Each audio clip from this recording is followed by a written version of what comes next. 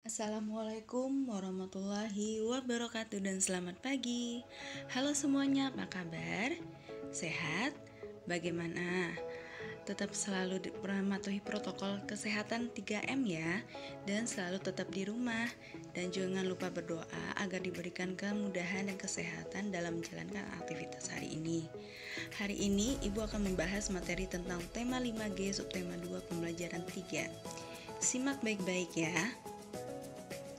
Materi yang akan Ibu bahas yang pertama adalah perumusan teks proklamasi, yang kedua menjelaskan peristiwa-peristiwa heroik dalam menyambut proklamasi kemerdekaan, yang ketiga menjelaskan manfaat persatuan dan kerukunan dalam keberagaman di masyarakat.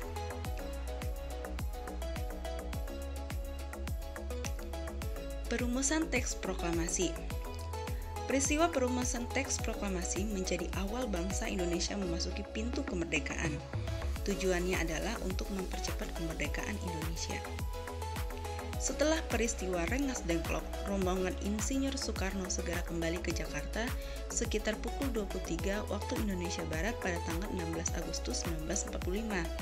Setelah tempat yang dituju adalah Hotel Des Indes atau Duta Indonesia, tetapi tidak jadi karena pihak hotel tidak mengizinkan karena kegiatan apapun selepas pukul 23 waktu Indonesia Barat. Kemudian Ahmad Subarjo membawa rombongan menuju rumah Laksamana Maeda di Jalan Imam Bonjol nomor 1. Rumah Laksamana Maeda dipilih karena dianggap sebagai angkatan laut Jepang. Tanggal 17 Agustus 1945, dini hari, di ruang makan rumah Maeda dirumuskan teks proklamasi kemerdekaan oleh Insinyur Soekarno, Muhammad Hatta, dan Ahmad Subarjo. Peristiwa tersebut disaksikan oleh 3 golongan pemuda. Yang pertama Soekarni, yang kedua Sudiro, yang ketiga BM Dia. Insinyur Soekarno bertugas untuk menulis teks proklamasi di atas sehelai kertas. Sedangkan Muhammad Hatta dan Ahmad Subarjo bertugas untuk merumuskan secara lisan. Perumusan teks proklamasi. Setelah selesai, mereka menuju ke serambi depan yang telah dihadiri 25 tokoh, diantaranya Dr. Rajiman Widioningrat, M. Sutarjo, Iwa Kusumantri, Ki Hajar Dewantara, dan lain sebagainya, sehingga total semua tokohnya adalah 31. Pada pukul 4, Soekarno secara lisan membacakan teks proklamasi dan disetujui, kemudian naskah diketik oleh Sayuti Malik. Pada tanggal 17 Agustus 1945, pukul 10 waktu Indonesia Barat, kediaman Insinyur Soekarno, Jalan Pegagasan Timur nomor 56 Jakarta, diadakan upacara pengumuman proklamasi kemerdekaan Indonesia. Berikut adalah cuplikan pembacaan teks proklamasi oleh Bung Karno.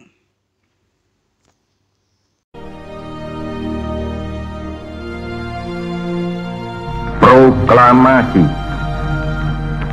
Kami, bangsa Indonesia, dengan ini menyatakan kemerdekaan Indonesia.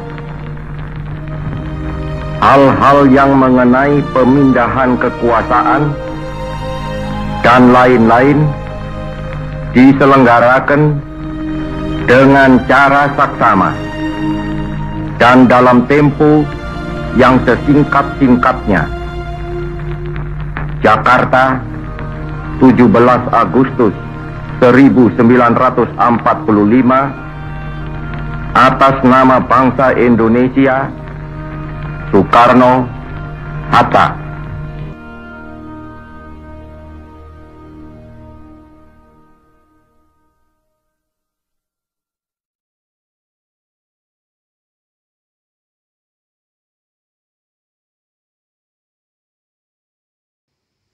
Pemimpin provinsi saat kemerdekaan.